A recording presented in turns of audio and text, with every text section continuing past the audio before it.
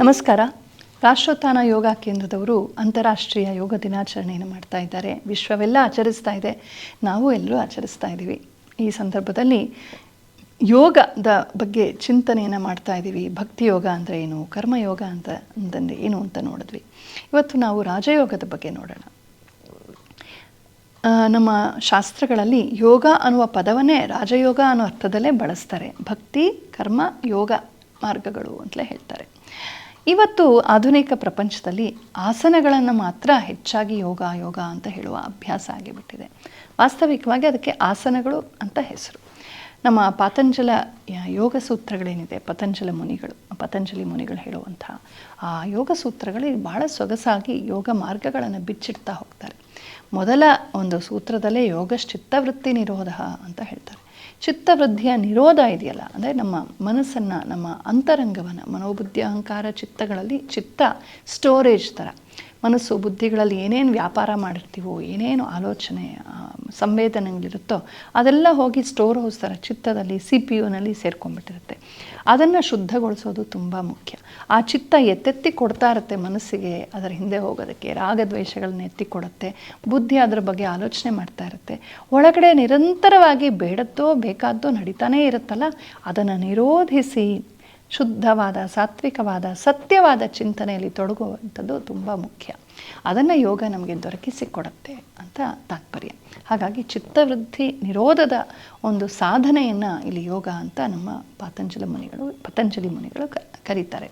ಇದಕ್ಕೆ ಏನೆಲ್ಲ ಮಾರ್ಗಗಳು, ತುಂಬ ವಿಸ್ತೃತವಾದಂಥ ಒಂದು ವಿಚಾರಗಳೆಲ್ಲ ಅಲ್ಲಿ ಬರುತ್ತೆ. ಮುಖ್ಯವಾಗಿ ಮೊದಲು ಯಮ ನಿಯಮಗಳನ್ನು ಹೇಳ್ತಾರೆ. ಯಮ ನಿಯಮ, ಆಸನ, ಪ್ರಾಣಾಯಾಮ, ಪ್ರತ್ಯಾಹಾರ, ಧಾರಣ, ಧ್ಯಾನ, ಸಮಾಧಿ ಅಂತ ಅಷ್ಟ ಸೋಪಾನಗಳನ್ನು ಹಾಕಿಕೊಡ್ತಾರೆ. ಮೊದಲು ಯಮ ಅಂದ್ರೇನು, ಏನನ್ನು ಕಂಟ್ರೋಲ್ ಮಾಡ್ಕೋಬೇಕು, ಏನನ್ನು ಮಾಡಬಾರ್ದು ಅಂತ ಯಮಗಳು. ಸೊ ಈ ಯಮದಲ್ಲಿ ಮನಸ್ಸಿನ ಚಾಂಚಲ್ಯವನ್ನು, ಅಶುದ್ಧಿಯನ್ನು, ಅಸತ್ಯವನ್ನು, ನಮ್ಮ ಕೀಳಾದಂಥ ಆಸೆಗಳನ್ನು, ಕಾಮಕ್ರೋಧಾದಿಗಳನ್ನು ನಿಯಮನ ಮಾಡೋದನ್ನು ಯಮ ಅಂತ ಹೇಳ್ತಾರೆ. ಇವುಗಳನ್ನು ಮಾಡುವಂಥದ್ದು. ಸೊ ಯಮ ಆದಮೇಲೇನು, ನಿಯಮ. ಮಾಡಬೇಕಾದ್ದೇನು, ಸಂತೋಷ, ಸ್ವಾಧ್ಯಾಯ, ಈಶ್ವರ ಪ್ರಣಿಧಾನ, ಸ್ವಾಧ್ಯಾಯ, ತಪಸ್ಸು, ಇವುಗಳು ಮಾಡತಕ್ಕದ್ದು. ಏನು ಮಾಡಬಾರ್ದು ಅನ್ನೋ ನಿಷೇಧ ಇದ್ದ ಹಾಗೆ ಏನು ಮಾಡಬೇಕು ಅನ್ನೋ ವಿಧಿಯೂ ಇರಬೇಕಲ್ವೇ. ಇದು ಮಾಡಬೇಡ, ಅದು ಮಾಡಬೇಡ ಅಂದರೆ ಏನು ಮಾಡಬೇಕು ಅಂತ ಕೇಳ್ತಾರೆ. ಹಾಗಾಗಿ ಯಾವುದನ್ನು ಮಾಡಬಾರ್ದು, ಯಾವುದನ್ನು ಮಾಡಬೇಕು ಅನ್ನೋ ಸ್ಪಷ್ಟತೆಯಿಂದ ಜೀವನ ಶುರುವಾಗುತ್ತೆ. ನೇರ ಹೋಗ್ಬಿಟ್ಟು ಹಿಂಗೆ ಕೂತ್ಕೊಂಡು ನಾನು ಮೆಡಿಟೇಷನ್ ಕ್ಲಾಸಿಗೆ ಸೇರ್ಕೊಂಡ್ಬಿಟ್ಟಿದ್ದೀನಿ ಅಂತಂದರೆ ಸಿದ್ಧಿ ಆಗೋದಿಲ್ಲ. ಯಾಕೆಂದರೆ ಪ್ರಿಪರೇಷನ್ ಇಲ್ವಲ್ಲ. ಮೆಡಿಟೇಷನ್ ಅನ್ನೋದು ಕೇವಲ ಹಿಂಗೆ ಸ್ಥಿರವಾಗಿ ಕೂತ್ಕೊಳ್ಳೋ ವಿಚಾರ ಅಲ್ಲ. ಸ್ಥಿರವಾಗಿ ಕೂತ್ಕೊಳ್ಳೋದು ಮೊದಲ ಮೆಟ್ಟಿಲು. ಸ್ಥಿರವಾಗಿ ಕೂತ್ಕೊಂಡು ಕಣ್ಮುಚ್ಕೊಂಡ್ಮೇಲೆ ಒಳಗಡೆ ಏನು ನಡೀತಾ ಇದೆ ಅದು ನಿಜವಾದ ಮೆಡಿಟೇಷನ್ ಆಗುತ್ತೆ. ಅದಕ್ಕಾಗಿ ನಾವು ಯಮ ನಿಯಮಗಳನ್ನು ಮಾಡಬೇಕು. ಯಾವುದನ್ನು ಮಾಡಬಾರ್ದೋ ಅದನ್ನು ಮಾಡಬಾರ್ದು, ಯಾವುದನ್ನು ಮಾಡಬೇಕೋ ಆ ವಿಧಿಗಳನ್ನು, ನಿಯಮಗಳನ್ನು ಪಾಲಿಸಬೇಕು. ಸಂತೋಷ, ಸ್ವಾಧ್ಯಾಯ, ತಪಸ್ಸು, ಈಶ್ವರ ಪ್ರಣಿಧಾನ, ಇವುಗಳನ್ನು ಶ್ರದ್ಧಾ, ಇವುಗಳನ್ನು ಉಳಿಸ್ತಾ ಬೆಳೆಸ್ತಾ ಮತ್ತು ಕಾಮಕ್ರೋಧಾದಿಗಳನ್ನು ಬಿಡ್ತಾ ನಾವು ಶುದ್ಧವಾದಾಗ ಏನಾಗುತ್ತೆ, ನಾವು ಮುಂದಿನ ಆ ಧ್ಯಾನಕ್ಕೆ ರೆಡಿ ಆಗ್ತಾ, ಸಿದ್ಧರಾಗ್ತಾ ಹೋಗ್ತೀವಿ. ಇಲ್ಲದೆ ಹೋದರೆ ಏನಾಗುತ್ತೆ, ಬೆಳಗಿಂದ ಮಾಡಬಾರ್ದ ಆಲೋಚನೆಗಳು ಮಾಡಿ, ಹೇಳಬಾರ್ದ ಮಾತುಗಳನ್ನು ಆಡಿ, ಆಮೇಲೆ ಏನೇನೋ ಮಾಡಬಾರ್ದ ಕೆಲಸಗಳನ್ನು ಮಾಡಿ ತುಂಬ ಪ್ರಕ್ಷುಬ್ಧವಾದಂಥ ಮನಸ್ಥಿತಿಯಲ್ಲಿ ಇದ್ದಕ್ಕಿದ್ದಾಗ ಸ್ವಿಚ್ ಆಫ್ ಆಗಿಬಿಟ್ಟು ಈಗ ಮೆಡಿಟೇಷನ್ ಮಾಡ್ತೀನಿ ಅಂದರೆ ಅದು ಆಗೋದಿಲ್ಲ. ಒಳಗಡೆ ಅದೇ ಹ್ಯಾಂಗ್ ಓವರಲ್ಲಿರ್ತೀವಿ, ಅದೇ ಮುಂದುವರಿತಾ ಇರುತ್ತೆ ಮನಸ್ಸಿನಲ್ಲಿ. ಹಾಗಾಗಿ ಧ್ಯಾನಕ್ಕೆ ಪೂರಕವಾಗಿ ಯಮ ನಿಯಮಗಳನ್ನು ಮಾಡಬೇಕು ಅಂತ ಹೇಳೋದು ತುಂಬ ಅರ್ಥಪೂರ್ಣವಾಗಿದೆ. ಯಮ ನಿಯಮ, ಆಮೇಲೆ ಆಸನ. ಈಗ ಕೂತ್ಕೋಬೇಕು ಒಂದು ಕಡೆ ಅಂದರೆ ದೇಹ ನಮಗೆ ಕೋಆಪ್ರೇಟ್ ಮಾಡಬೇಕು ತಾನೆ, ಸಹಕರಿಸ್ಬೇಕು ತಾನೆ. ಸರಿಯಾಗಿ ಕೂತ್ಕೊಳ್ಳೋಕ್ಕೆ ಬರಲ್ಲ ನಮ್ಮ ತುಂಬ ಜನರಿಗೆ. ಗುರುಕುಲ ಪದ್ಧತಿ ಇದ್ದಾಗ ಮೊದಲು ಮಕ್ಕಳಿಗೆ ಆಸನ ಸಿದ್ಧಿಯನ್ನು ಮಾಡಿಸೋರು. ಸ್ಥಿರಂ ಸುಖಂ ಆಸನಂ, ಸ್ಥಿರವಾಗಿ ಸುಖವಾಗಿ ಸುದೀರ್ಘ ಕಾಲ ಕೂತ್ಕೊಳ್ಳೋಕ್ಕೆ ಸಾಧ್ಯವಾಗಬೇಕು ದೇಹಕ್ಕೆ.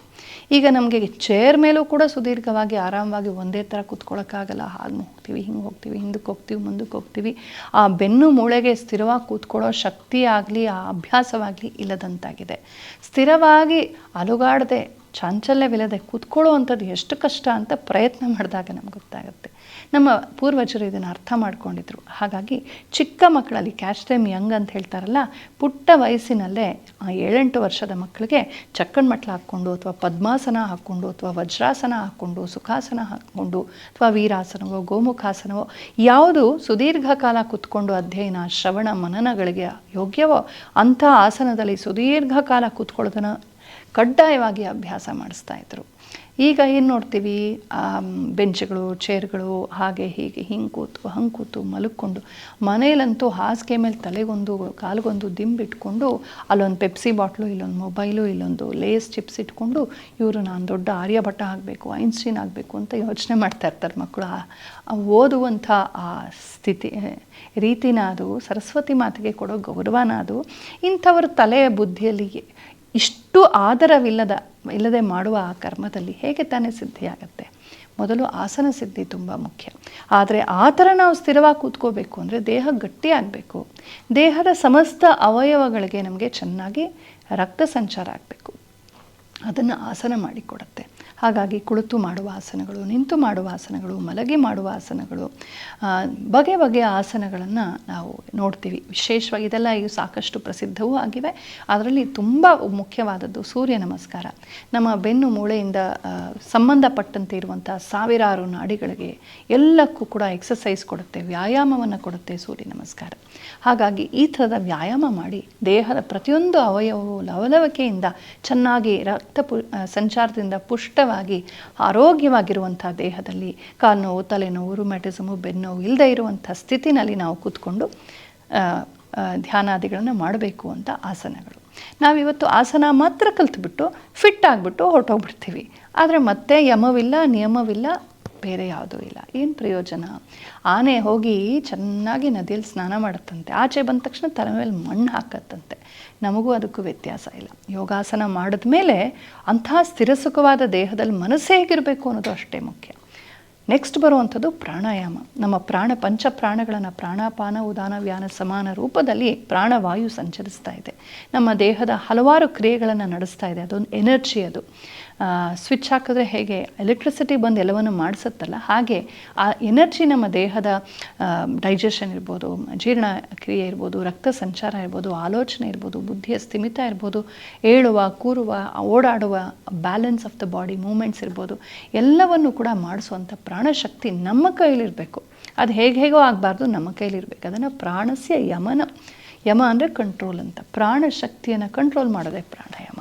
ಈ ಪ್ರಾಣವಾಯುವನ್ನು ನಾವು ಹೀಗೆ ನಿಯಂತ್ರಿಸೋದಕ್ಕೆ ಭಾಳ ಮುಖ್ಯವಾದ ಸಾಧನ ಉಸಿರು.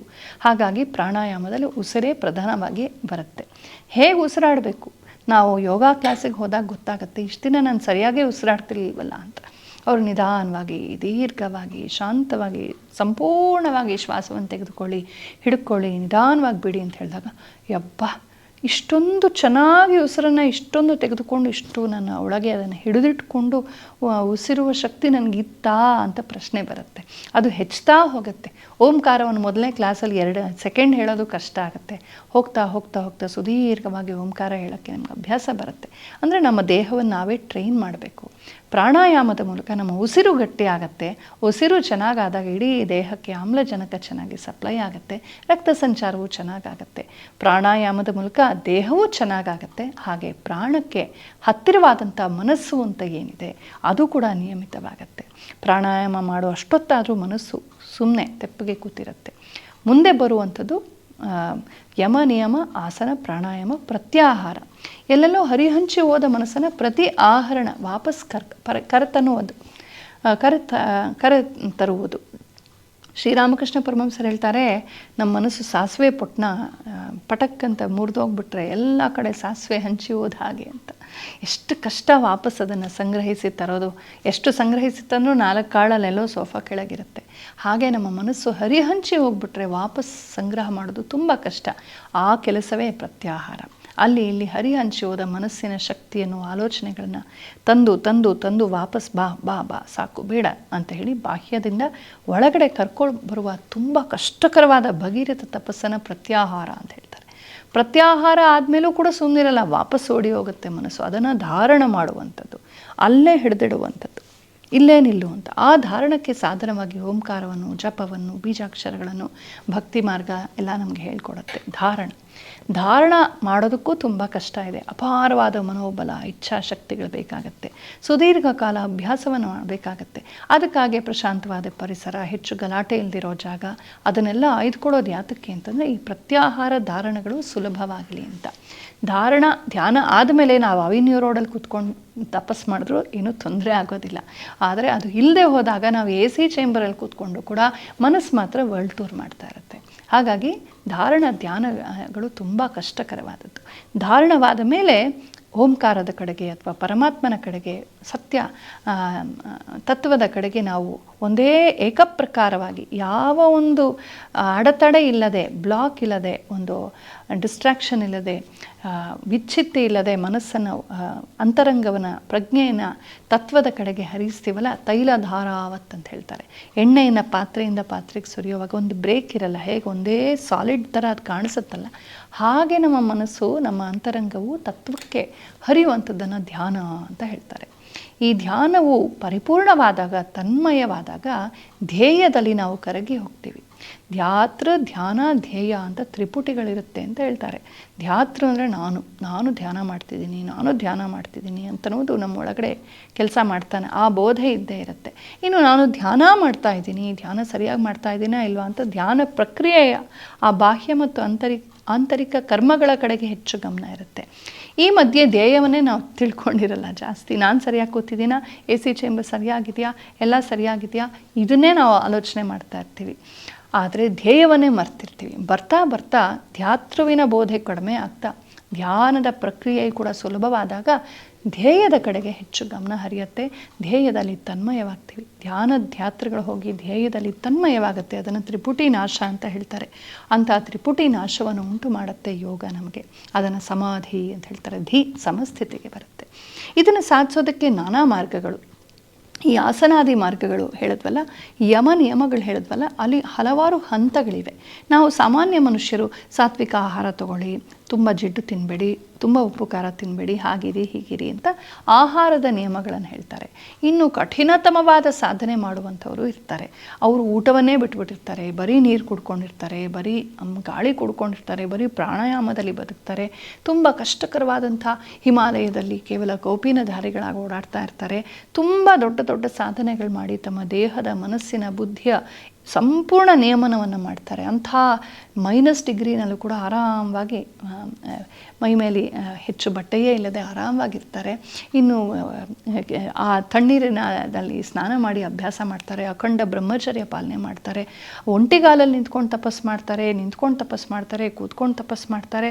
ನಾನು ಕಣ್ಣಾರೆ ನೋಡಿದ್ದೀನಿ. ಬೃಂದಾವನದಲ್ಲಿ ಯಾವುದೋ ಒಂದು ಆಶ್ರಮದಲ್ಲಿ ಹೋದಾಗ ಹೊಟ್ಟೆಗೆ ಒಂದು ದೊಡ್ಡ ಪಟ್ಟಿಯನ್ನು ಕಟ್ಕೊಳ್ತಾರೆ. ಇಷ್ಟು ಅಗಲದ, ಇಷ್ಟು ದಪ್ಪದ ಒಂದು ಮರದ ಪಟ್ಟಿಯನ್ನು ಫಿಕ್ಸ್ ಮಾಡ್ಕೊಂಡ್ಬಿಟ್ಟಿರ್ತಾರೆ.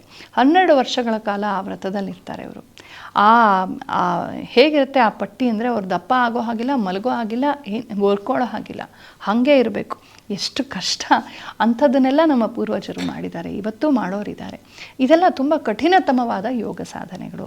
ಆಮೇಲೆ ತಲೆ ಕೆಳಗೆ ನಿಂತ್ಕೊಂಡು ಮಾಡುವಂಥದ್ದು, ಒಂಟಿ ಕಾಲಲ್ಲಿ ನಿಂತು ಮಾಡುವಂಥದ್ದು, ಕಣ್ಣು ತೆಗೆದೇ ಮಾಡುವಂಥದ್ದು, ಪಂಚಾಗ್ನಿ ತಪಸ್ಸನ್ನು ಮಾಡುವಂಥದ್ದು, ಅಂದರೆ ಸುತ್ತಲೂ ಬೆಂಕಿಯನ್ನು ಇಟ್ಕೊಂಡು ಮೇಲ್ಗಡೆ ಸೂರ್ಯನನ್ನು ದಿಟ್ಟಿಸಿ ನೋಡ್ತಾ ಮಾಡುವಂಥದ್ದು, ಚಳಿಗಾಲದಲ್ಲಿ ಹಿಮದಲ್ಲಿ ನಿಂತು ಮಾಡುವಂಥದ್ದು, ಬಿಸಿಲುಗಾಲದಲ್ಲಿ ಮಾಡುವಂಥದ್ದು, ಮಳೆ ಚಳಿ ಎಲ್ಲಕ್ಕೂ ಎಕ್ಸ್ಪೋಸ್ ಆಗಿ ಬಯಲಲ್ಲೇ ಇದ್ದು ಮಾಡುವಂಥದ್ದು. ಇದೆಲ್ಲ ಕೇಳೋಕ್ಕೆ ಕಷ್ಟ ಅನಿಸ್ಬೋದು, ಆದರೆ ಇವತ್ತಿಗೂ ಅಂಥ ಸಿದ್ಧರು, ಯೋಗಿಗಳು ಎಲ್ಲೋ ಅವ್ರ ಪಾಡಿಗೆ ಮಾಡ್ತಿರ್ತಾರೆ. ಅವ್ರು ಕ್ಯಾಮ್ರಾ ಮುಂದೆ ಬರಲ್ಲ, TV-ನಲ್ಲಿ ಬರಲ್ಲ, ಅವ್ರಿಗೆ ಯಾವುದೇ ಬಗ್ಗೆ ಕೀರ್ತಿ ಬೇಕಿಲ್ಲ, ಮತ್ತು ಜನರನ್ನ ಬನ್ನಿ ನಿಮ್ಮನ್ನು ಉದ್ಧಾರ ಮಾಡ್ತೀವಿ ಅಂತನೋ ಮಾರ್ಕೆಟಿಂಗ್ ಮಾಡುವಂಥವರಲ್ಲ. ನಾವೇ ಅವರನ್ನು ಹುಡುಕೊಂಡು ಹೋಗಬೇಕೇ ಹೊರತು ಅವ್ರು ನಮಗೆ ಸಿಕ್ಕೋದಿಲ್ಲ. ಅಂಥ ಮಹಾತ್ಮರು ಇದ್ದಾರೆ. ಆದ್ರಿಂದಲೇ ಮಳೆ ಬೆಳೆ ಆಗ್ತಾ ಇದೆ. ಒಟ್ಟಿನಲ್ಲಿ ರಾಜಮಾರ್ಗ ಅಥವಾ ರಾಜಯೋಗ ಮಾರ್ಗ ತುಂಬ ಕಠಿಣವಾದದ್ದು ಹೌದು. ನಮ್ಮಂಥ ಸಾಮಾನ್ಯರಿಗೆ ಪ್ರಾರಂಭಿಕವಾದ ಯಮ ನಿಯಮ, ಆಸನ, ಪ್ರಾಣಾಯಾಮ, ಪ್ರತ್ಯಾಹಾರ, ಧಾರಣ, ಧ್ಯಾನಗಳ ಸಾಕು. ಅದರಿಂದ ಸಾಕಷ್ಟು ಲಾಭವಾಗುತ್ತೆ. ಇನ್ನು ಚಿಕ್ಕ ವಯಸ್ಸಲ್ಲೇ ಕಟ್ ಆಫ್ ಏಜ್ 8 ಅಂತ ಹೇಳ್ತಾರೆ. 8 ವರ್ಷಕ್ಕಿಂತ ಮುಂಚಿತವಾಗಿ ಕಠಿಣತಮವಾದ ರಾಜಯೋಗ ವಿಧಿಗಳನ್ನು ಪಾಲಿಸುವಂಥ ಸಿದ್ಧರು ಹಲವಾರು ಕ್ಷೇತ್ರಗಳಲ್ಲಿ ಎಲ್ಲೆಲ್ಲೋ ಇದ್ದಾರೆ. ಅಂಥ ಮಹಾತ್ಮರು, ಅಂಥ ಎಕ್ಸ್ಟ್ರಾಆರ್ಡಿನರಿ ಯೋಗಿಗಳು ನಮ್ಮಲ್ಲಿದ್ದಾರೆ. ಇದೂ ಒಂದು ಮಾರ್ಗ ಪರಮಾತ್ಮನನ್ನು ಪಡೆಯೋದಕ್ಕೆ. ಭಕ್ತಿ ಕರ್ಮ ಮಾರ್ಗಗಳು ಸ್ವಲ್ಪ ಸಹಜ ಸುಲಭ ಅಂತ ಅನ್ನಿಸ್ಬೋದು, ಆದರೆ ರಾಜಮಾರ್ಗ ಒಂಥರ ಫ್ಲೈಟಲ್ಲಿ ಹೋದ ಹಾಗೆ ಒಂದೇ ಸಲಕ್ಕೆ ಹೋಗ್ಬಿಡ್ಬೋದು, ಆದರೆ ರಿಸ್ಕು ಜಾಸ್ತಿ. ಹಾಗಾಗಿ ತುಂಬ ಜನ ಇದನ್ನು ಮಾಡೋದು ಕಷ್ಟ. ಆ ಮಟ್ಟದ ಅಖಂಡ ಬ್ರಹ್ಮಚರ್ಯ, ಆ ಮಟ್ಟದ ಅಖಂಡ ಉಪವಾಸ, ಆ ಮಟ್ಟದ ಎಂಜಲನ್ನೂ ನುಂಗದೇ ಇರುವಂಥ ಒಂದು ಉಪವಾಸ, ನಿರ್ಜಲ ಉಪವಾಸಗಳು, ಆ ಮಟ್ಟದ ದೇಹದಂಡನೆ ಎಲ್ಲರಿಗೂ ಸಾಧ್ಯವಾಗೋದಿಲ್ಲ. ಆದರೆ ಕೆಲವರಿಗೆ, ಉತ್ತಮಾಧಿಕಾರಿಗಳಿಗೆ ಸಾಧ್ಯವಾಗತ್ತೆ. ಒಟ್ಟಿನಲ್ಲಿ ರಾಜಯೋಗದ ಬಗ್ಗೆ ತಿಳ್ಕೊಳ್ಳೋಣ. ಆದರೆ ನಾವು ಎಲ್ಲಿದ್ದೀವಿ? ನಮ್ಮ ಇತಿಮಿತಿಗಳಲ್ಲಿ ನುರಿತ ಗುರುಗಳೊಂದಿಗೆ ಏನೇನೋ ಮಾಡೋಕ್ಕೆ ಹೋಗದೆ, ಹೆಚ್ಚು ಕಡಿಮೆ ಮಾಡಿಕೊಳ್ಳದೆ, ಕ್ರಮವರಿತು ಹುಷಾರಾಗಿ ರಿಸ್ಕ್ ತೆಗೆದುಕೊಳ್ಳದೆ, ನಾವು ಹದದಲ್ಲಿ ಮಿತಿಯಲ್ಲಿ ಅದನ್ನು ಮಾಡ್ತಾ ಸಾಕಷ್ಟು ನಮ್ಮ ದೇಹ ಮನಸ್ಸುಗಳನ್ನು ಪಳಗಿಸ್ಕೋಬೋದು. ನಮ್ಮ ಚಾಂಚಲ್ಯವನ್ನು, ಅನಾರೋಗ್ಯವನ್ನು ನಾವು ಆದಷ್ಟು ಕಡಿಮೆ ಮಾಡಿಕೊಂಡು ಸ್ಥಿರವಾದ ಒಂದು ಸ್ವಸ್ಥವಾದ ದೇಹದಲ್ಲಿ ನಾವು ಉನ್ನತವಾದ ಚಿಂತನೆಗಳನ್ನು ಮಾಡ್ಬೋದು. ನಾವು ಚೆನ್ನಾಗಾದರೆ ನಮ್ಮ ಪರಿವಾರ ಚೆನ್ನಾಗಾಗುತ್ತೆ, ಪರಿವಾರ ಚೆನ್ನಾಗಾದರೆ ಸಮಾಜ ಚೆನ್ನಾಗಾಗುತ್ತೆ, ಸಮಾಜ ಚೆನ್ನಾಗಾದರೆ ದೇಶ ಚೆನ್ನಾಗಾಗುತ್ತೆ. ಹೀಗೆ ನಾವು ಒಬ್ಬೊಬ್ಬರೂ ಸ್ವಸ್ಥರಾಗಿ, ಸುದೃಢರಾಗಿ, ಸಾತ್ವಿಕರಾಗ್ತಾ ದೇಶವನ್ನು ಕಟ್ಟೋದಕ್ಕೆ ಸಮರ್ಥರಾಗ್ತೀವಿ. ಭವ್ಯವಾದ ಭಾರತ ದೇಶವನ್ನು ಕಟ್ಟೋಣ. ಇಂಥ ಸನಾತನ ಮೌಲ್ಯಗಳನ್ನು ಮನುಕುಲಕ್ಕೆ ಕೊಟ್ಟಂತಹ ಸಂಸ್ಕೃತಿಯಲ್ಲಿ, ದೇಶದಲ್ಲಿ ಹುಟ್ಟಿದ್ದೀವಿ. ನಿಜಕ್ಕೂ ನಾವೇ ಧನ್ಯರು. ಅದನ್ನು ಉಳಿಸೋಣ, ಬೆಳೆಸೋಣ.